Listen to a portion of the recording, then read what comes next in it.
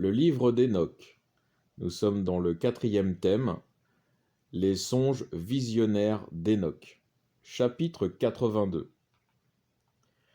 Et maintenant, mon fils Mathusalem, je t'ai fait part de toutes les visions que j'ai vues avant toi. J'ai eu encore 2 autres avant de me marier, et l'une d'elles ne ressemblait pas à l'autre. La première m'a paru pendant que j'étais occupé à lire, et la seconde quelque temps avant d'épouser ta mère. C'étaient 2 importantes visions, au sujet desquelles j'interrogeais le Seigneur. Je reposais dans ma maison de mon aïeul Malaléel, et je vis le ciel brillant et radieux. Et je me prosternai, et je vis la terre dévorée par un grand gouffre, et des montagnes suspendues au-dessus des montagnes, des collines tombées sur les collines. Les arbres les plus hauts se fendaient dans toute leur hauteur, et ils étaient précipités dans l'abîme et descendaient au fond. À la vue de ce chaos, ma voix balbutiait. Je m'écriai, c'en est fait de la terre. Alors mon aïeul Malaléel me releva et me dit, pourquoi t'écris-tu, mon fils? Pourquoi te lamentes-tu? Je lui racontai la vision que j'avais eue, et il me dit, ce que tu as vu est grave, mon fils. Et la vision que tu as eue est frappante. Elle se rapporte évidemment au péché de la terre, que l'abîme doit dévorer. Oui, il arrivera une grande catastrophe.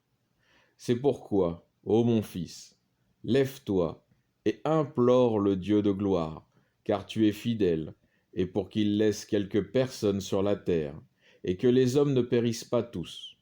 Mon fils, la catastrophe viendra du ciel sur la terre, et ce sera une grande ruine.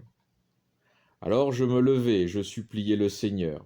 J'écrivis mes prières pour les générations du monde, donnant à mon fils Mathusala toutes les explications qu'il pouvait désirer. Et quand je fus sorti et que j'eus vu le soleil se levant à l'Orient, et la lune descendant à l'Occident, toutes les étoiles que Dieu a créées s'avançant majestueusement dans le ciel, alors je célébrai le Seigneur de toute justice. J'exaltai son saint nom, parce qu'il avait fait surgir le soleil aux fenêtres de l'Orient. Il monte et s'élève à la face du ciel, et il parcourt sa brillante carrière. Chapitre 83. Et j'élevai les mains au ciel, et je louai le Saint et le Très-Saint, et j'ouvris la bouche, et me servant de la langue que Dieu a donnée à tous les enfants des hommes, pour servir d'instrument à leurs pensées, je le célébrai en ces termes. Tu es béni, Seigneur, Roi puissant et sublime, Seigneur de toutes les créatures du ciel, Roi des rois, Dieu de tout l'univers, dont le règne, la domination et la majesté n'auront jamais de fin. De siècle en siècle, ton règne subsistera. Les cieux constituent ton trône à jamais, et la terre est ton marchepied d'éternité en éternité. Car c'est toi qui les as faites, c'est toi qui les gouvernes. Rien ne peut se soustraire à ta puissance infinie. Avec toi la sagesse est immuable. Elle veille sans cesse auprès de ton trône. Tu connais, tu vois, tu entends tout. Rien ne peut se soustraire à ton puissant regard, car ton œil est partout. Voici les anges qui ont transgressé tes commandements, et ta colère plane sur la chair de l'homme, jusqu'au grand jour du jugement. Or, Seigneur, mon Dieu, Roi puissant et clément, je t'implore, je te supplie, exauce mes prières, que ma postérité se perpétue sur la terre, que le genre humain ne périsse pas tout entier. N'abandonne point la terre désolée, et qu'elle ne soit point détruite à jamais. Ô Seigneur, extermine de la face de la terre la chair qui t'a offensé, mais conserve la race des justes pour la perpétuité à jamais. Ô Seigneur, ne détourne point ta face de ton serviteur. Chapitre 84. Ensuite j'eus une autre vision, que je vais encore t'expliquer, ô mon fils. Et Enoch se leva et dit à son fils Mathusala, laisse-moi t'entretenir, ô mon fils. Écoute la parole de ma bouche, et prête l'oreille à la vision et au songe de ton père.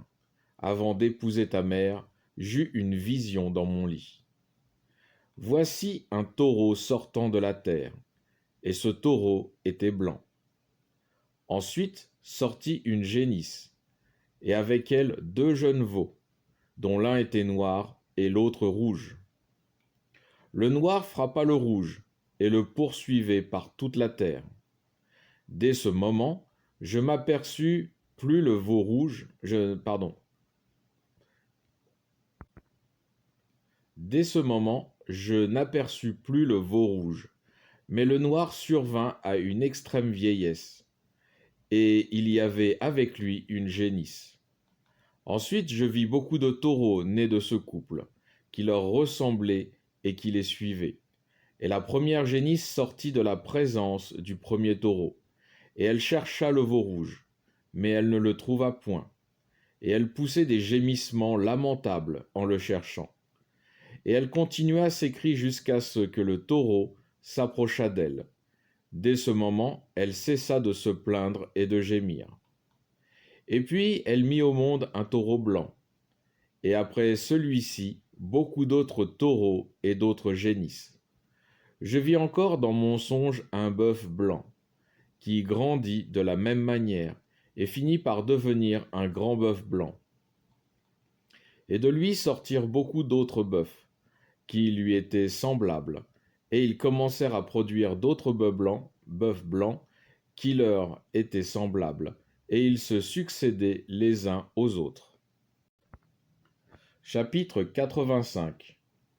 Je levai encore les yeux, et je vis le ciel au-dessus de ma tête. Et voici qu'une étoile tomba du ciel, et elle se dressait au milieu de ces taureaux, et paraissait paître avec eux. Ensuite je vis d'autres taureaux grands et noirs, et voici qu'ils changeaient sans cesse de pâturage et d'étable, lorsque leurs jeunes veaux commencèrent à se lamenter avec eux. Et en regardant encore le ciel, je voyais beaucoup d'autres astres qui redescendaient et se précipitaient vers cette étoile unique. Au milieu des jeunes veaux, les taureaux étaient avec eux et paissaient avec eux. Je regardais et j'admirais ces choses. Et voici que les taureaux commencèrent à entrer en feu et à monter sur les génisses. Celles-ci ayant conçu, mirent au monde des éléphants, des chameaux et des ânes. Et les taureaux étaient épouvantés de cette génération monstrueuse.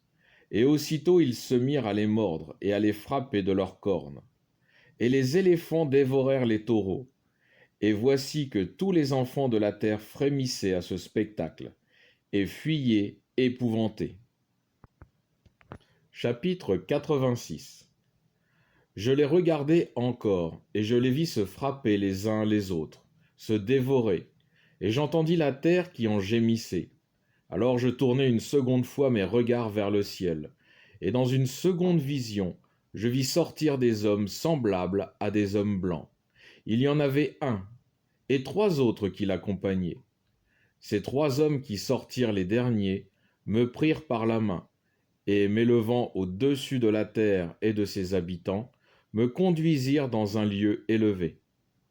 Et de là ils me montrèrent une haute tour, environnée de collines plus basses, et ils me dirent, reste ici, jusqu'à ce que tu vois ce qui doit arriver par ces éléphants, ces chameaux et ces ânes, ces astres et toutes ces génisses.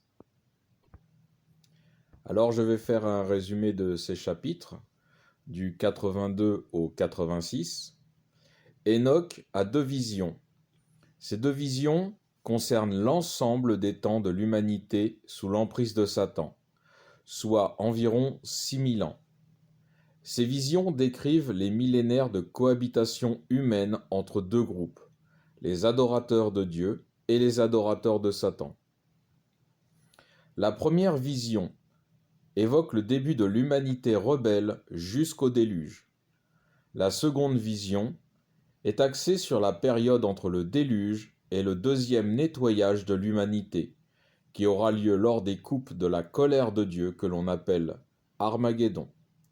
Fin de ce résumé.